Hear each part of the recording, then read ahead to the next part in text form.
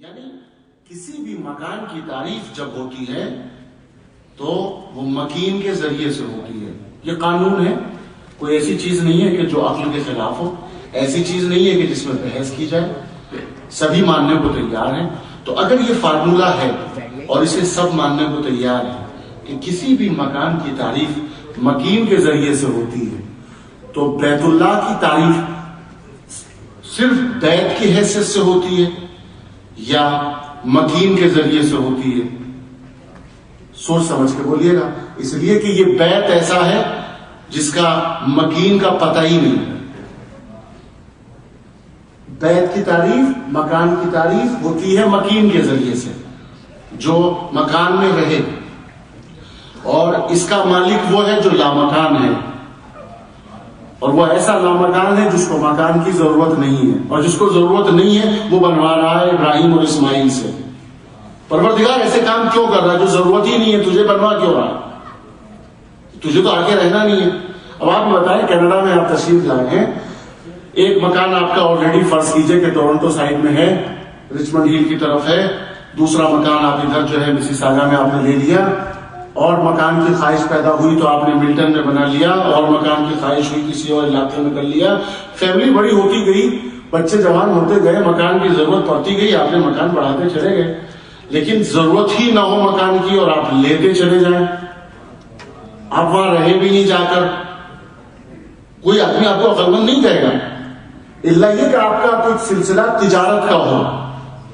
اگر تجارت کا سلسلہ ہے تو یہ لائن دوسری ہو جائے. لیکن اگر مکان صرف مکان رہنے کے لیے یا اپنی شان والا صفات کو نبھانے کے لیے اگر آپ مکان بناتے جا رہے ہیں اور آپ کو رہنا بھی نہیں ہے, اپنی اولاد کو بھی نہیں چھوڑنا ہے, تو یہ عقل مندی نہیں ہوتی. اے اللہ, جب تجھے مکان کی ضرورت ہے ہی نہیں ہے, تجھے آگے رہنا ہی نہیں وہاں پر, تو بنوا کیوں رہا؟ تو کہ جو میں جانتا ہوں وہ تم نہیں جانتے. بے شک, بے شک, کوئی بھی نہیں جانتا. جو تو جانتا ہے وہ کوئی بھی نہیں جانتا. فلسفہ ہے کیا کا انتظار کرو, سب سے بڑی چیز انتظار کرو. وہ وقت آئے گا تو تمہیں احساس ہوگا کہ اس مکان کی ضرورت کیوں ہے, یہ بیت کیوں بنوایا گیا, وہ بھی جناب ابراہیم اور جناب اسماعیل کے ذریعے سے. ہماری گفتگو ہوئی ہے ابھی تک بیت کیا چیز ہے.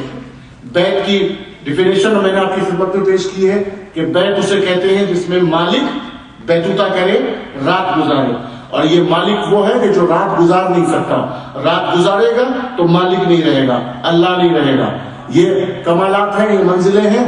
لیکن احسان ہے ایک بیوی کا, احسان ہے ایک بیوی کا کہ اللہ سبحانہ و تعالیٰ کا فلسفہ یہ تھا کہ یہ بیت بن جائے, اور وہ آگے رہ بھی نہیں سکتا, اور بیت بننا بھی ضروری تھا.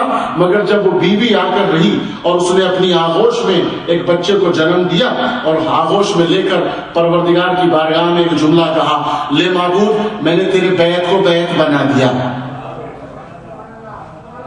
معبود, آدم سے لے کے اب تک تجھے انتظار تھا کہ یہ بیت بن جائے, صحیح معنی میں بیت کہلانے لگے. آج اپنے پورے مفاہیم اور اپنے پورے معنی و مطالب کے ساتھ یہ بیت بن گیا. یہ صاحبزادہ میرا ہے, ٹھیک ہے نا, اس کے وجود کے ذریعے سے یہ صحیح معنی میں بیت بن گیا. پروردگار آواز قدرت آئی, مبارک ہو, ہم نے اس کا نام علی رکھ دیا ہے.